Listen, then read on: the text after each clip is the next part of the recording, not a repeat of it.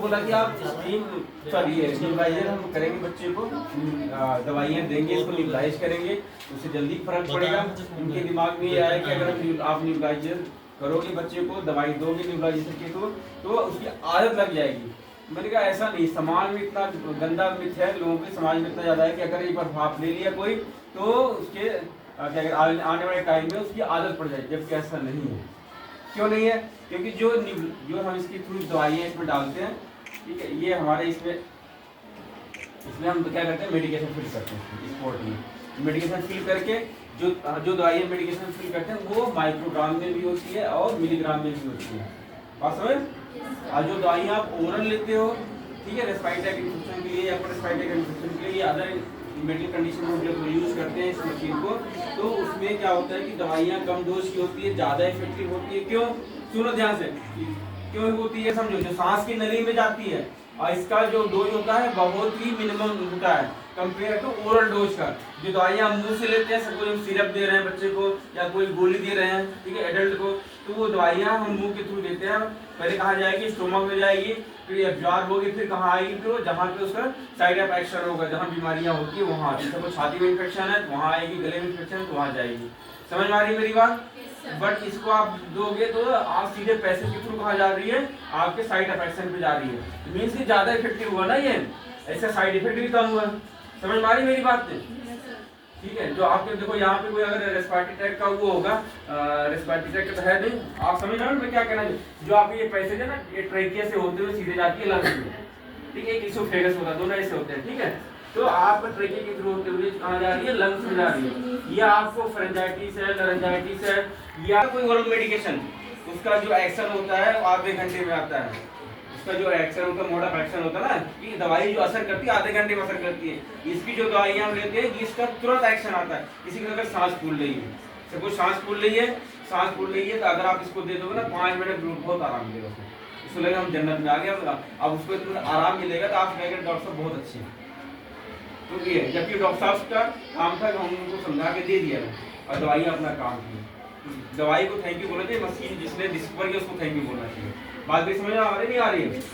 अब वही oral medication अगर लेते बाबूजी तो उनको असर ना आता था 1 घंटे 1.5 घंटे बाद, उतना इफेक्टिव ना आता, टाइम भी लेता और कई डोज दवाइयाँ ओरल लेनी पड़ती है। और कुछ दवाइयाँ ऐसी भी आती है मीटर डोज लेनी होती है। आपने देखो ना पंप, किसी घर में कोई पंप भी लेते होंगे, किसी घर में कोई पंप ले रहा हाल साइज जो एक्शन होता है सीधे सांस की नली जाकर ऐड करेंगे, इसका एक्शन तुरंत आएगा, बहुत जल्दी आ। ये नहीं कि आप इतने लोग हो तो कैसे हम इसको खत्म करें। ऐसे कई लोग हैं, बच्चे हैं जो जाके निमोनिया हो जाता है, वो आईसीयू में चले जाते हैं। आपको विश्वास नहीं मानोगे, एक बच्चा ऐसे था हमारे इसी क्लिनिक में आया था सेंटर पे, वो भाप उसकी दादी नहीं दिला रही थी, 5 दिन हो गया था। एक छोटा बच्चा था नन्हा सा 10 महीने का, तो उसको मैंने समझाया, उसकी दादी ने, आप वीडियो देखना उसको पड़ा होगा, ठीक है। तो उसने उसकी दादी ने दिलाया, फिर उसको उन्होंने मेरे साथ वीडियो भी बनाया कि हाँ डॉक्टर साहब सही है, मैं गलत हूँ। उसको समझ में आ गया, इस बच्चे को आराम मिला।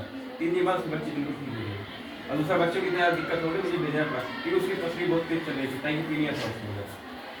तो ऐसे लोग होते हैं, अगर इसको सही टाइम पे सही समय मिल जाए तो बच्चे की या बच्चे के रेस्पिरेशन की जो बीमारियाँ ठीक हो जाती है, ठीक कम पैसे में घर के भी ठीक हो जाती है। अगर कोई नहीं लेता तो इसमें इसको हम कहाँ यूज करते हैं? Upper respiratory infection. Upper respiratory infection में क्या क्या आता है? फेरेंजाइटिस हुआ, लारिंजाइटिस हुआ, ठीक है, या आपका क्या कहते हैं कोई गले के थ्रोट हुआ, कहते हैं गले में दिक्कत आ रही है, ठीक है, टॉन्सिलाइटिस है, ये सब चीज़ों में फेरेंजाइटिस, लारिंजाइटिस, टॉन्सिलाइटिस या सोर थ्रोट, ये सब चीज़ों में हम यूज करते हैं। लोअर रेस्पिरेटरी इन्फेक्शन की बात, ठीक है, तो टैप वाटर लेंगे, वो मिनरल वाटर, आरओ का वाटर नहीं लेंगे, ठीक है, उसका उतना इफेक्टिव नहीं हुआ क्योंकि उसमें मिनरलाइजेशन हो जाता है। तो इसमें हम नॉर्मल और टैप वाटर लेते हैं, ठीक है, जहाँ पे मार्क बना मिनिमम मार्क तक इसको लेते हैं, ठीक है। इससे हम क्या क्या ठीक करते हैं, कोई बताएगा? ज़्यादा है कि यही यूज करेंगे नॉर्मल, इसको जो यूज करते हैं, जैसे स्किन में किसी का ब्लॉक और ब्लॉक कहते हैं ना कि जैसे आप ब्यूटिशियन वगैरह कोर्स जो करते हैं ना, उनको ज़्यादा ये यूज करते हैं। जैसे स्किन में ब्लॉक हो गया है, ठीक है, उसको हम पोर को खोलने के लिए करते हैं, ठीक है। ड्राइनेस अब ये पैसेज है ना हमारा, ड्राइनेस हो जाता है, तो इसको स्टीम देंगे तो मॉइस्चर रिपेयर हो जाता है। कहते हैं गला बहुत सूख रहा है, तो इसलिए हम इसको यूज करते हैं। समझ में आ रही मेरी बातें? नहीं समझ में आ रही है? ठीक है। अगर किसी को थोड़ा बहुत कहते हैं शॉर्ट थ्रोट हो रहा है या कहते हैं कुछ खांसी वगैरह हल्की फुल्की आ रही है, उसमें हम इसको यूज कर सकते हैं नॉर्मली। ठीक है, कालबोन प्लस करके कैप्सूल आता है, आयुर्वेदिक टाइप का होता है, उसको हम इसको यूज करते हैं। किसी को सूट करता है, किसी को नहीं सूट करता है। जिसको सूट करता है वो लेता है, जिसको सूट नहीं करता वो नहीं लेता है। नॉर्मल इसमें हम नमक डाल के भी यूज कर सकते हैं या हल्दी डाल के भी। कोविड में खूब इसका यूज हुआ।